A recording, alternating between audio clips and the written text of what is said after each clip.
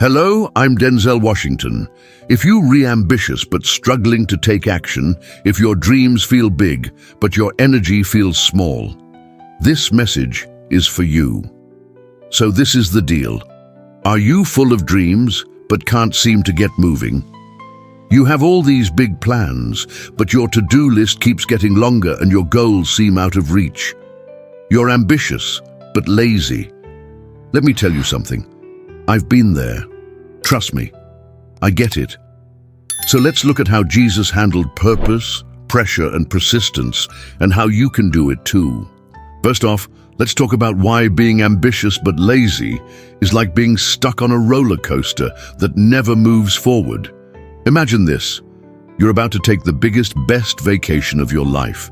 The destination looks amazing, but you're stuck waiting, not going anywhere. That's how it feels to have big dreams and no action plan.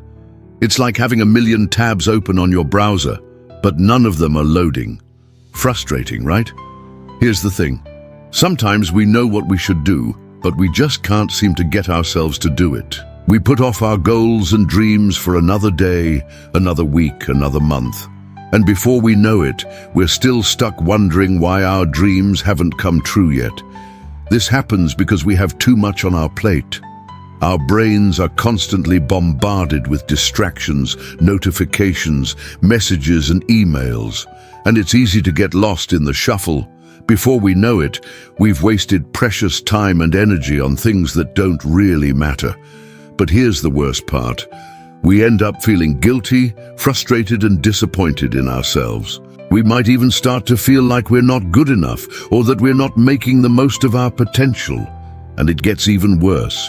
We might start to feel disconnected from God. We might even wonder if He's still working in our lives at all. But here's the good news. It doesn't have to be this way. Now let's meet Jesus, the ultimate role model for living a purposeful life. He was ambitious, disciplined, and always knew how to get things done. First off, let's look at how Jesus handled his schedule. Mark chapter 1 verse 35 tells us that Jesus woke up early in the morning, before everyone else was awake, to spend time with his Father in prayer. He knew the importance of starting the day right and setting the tone for what was to come. Even when Jesus had a busy schedule and lots of things to do, he didn't let that stop him from praying. John chapter 4 verse 34 tells us that Jesus said, "My food is to do the will of him who sent me and to finish his work." For Jesus, prayer was a priority, not an afterthought. He knew that with God's help, he could handle anything that came his way. Next, let's look at how Jesus handled rejection and fatigue. John chapter 4:34 tells us that Jesus stayed on mission even when he was tired or rejected. He didn't let setbacks get him down. Instead, he pressed on with his ministry, knowing that he was serving his Father. Luke chapter 9 verse 51 tells us that Jesus was on his way to Jerusalem, and he told his disciples that he had to go there because the Son of Man had to suffer many things and be rejected by the elders, chief priests, and teachers of the law. But he also said that he would be raised from the dead on the third day. Despite the pain and suffering that awaited him, Jesus didn't waver. He knew that his mission was bigger than himself and that he needed to fulfill his destiny. Finally, let's look at how Jesus handled the small things. Luke chapter 2 verse 52 tells us that Jesus grew in wisdom and stature and in favor with God and man. He didn't neglect the little things in life.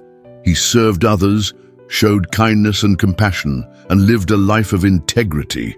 Jesus knew that the little things in life mattered. He didn't just focus on the big picture. He paid attention to every detail, no matter how small it seemed. And the result was that he became the most effective leader of all time. All right, so let's ask ourselves this. What's holding us back? Why aren't we living the lives that we were meant to live? Well, here are 3 things that might be keeping us from being as productive and successful as we want to be. Number 1, fear of not being good enough. We might think that we're not smart, talented, or capable enough to achieve our goals. But let me tell you something. You are more than enough. You have everything you need inside of you, to succeed. You just need to believe in yourself and have faith in your abilities. Number 2, waiting for the perfect time. We might think that we need everything to be just right before we can start working towards our dreams. But let me tell you something, the perfect time doesn't exist. You have to make your own opportunities. Don't wait for everything to be perfect, because it never will be. Start now and make your dreams happen. And number 3, being overwhelmed by the size of the dream. We might have big dreams and goals, but we may feel so overwhelmed by the size of them that we don't know where to start. But let me tell you something, break down your dreams into smaller steps and take it one step at a time. Don't worry about the whole picture. Just focus on the next small step and take action. Here's the thing, sometimes we get caught up in all the possibilities and potential of our dreams, and we forget that it all starts with one small step. We might think that we need to do everything perfectly from the start, but the truth is, we just need to get moving in the right direction. When we stop focusing on the size of our dreams and start focusing on taking small steps towards them, we become unstoppable. All right, so let's take a moment to talk about why it's important to be honest with ourselves about our laziness. First off, it helps us understand the root cause of our inaction. We might think that we're lazy, but we could be feeling unmotivated, burned out, or even scared of failing.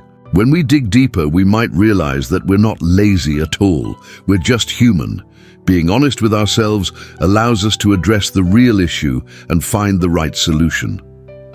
Secondly, it helps us free ourselves from the weight of guilt and shame. We might beat ourselves up for not being more productive or successful, but that only makes us feel worse, and it doesn't help us take action. When we're honest with ourselves and acknowledge that we're struggling, we can be kinder to ourselves and find ways to support and encourage ourselves along the way. Finally, it helps us find solutions that actually work for us. When we're honest with ourselves about our struggles, we can seek out the help and resources that we need to overcome them. Whether it's talking to a friend, seeking professional help, or learning new skills, being honest with ourselves sets us up for success instead of failure. Here's some wisdom from the Bible that can help you keep going. Whoever is faithful in little is also faithful in much, and whoever is dishonest in little will be dishonest in much. And Luke chapter 16, verse 10. In other words, if you're consistent with the little things, you'll be consistent with the big things too. So don't get overwhelmed by your big dreams. Start with small, achievable goals and be consistent with them. It's better to do a little bit consistently than a lot all at once and then burn out. And here's some practical habits from Jesus' life that can help you kickstart your journey. Number 1, daily prayer and solitude.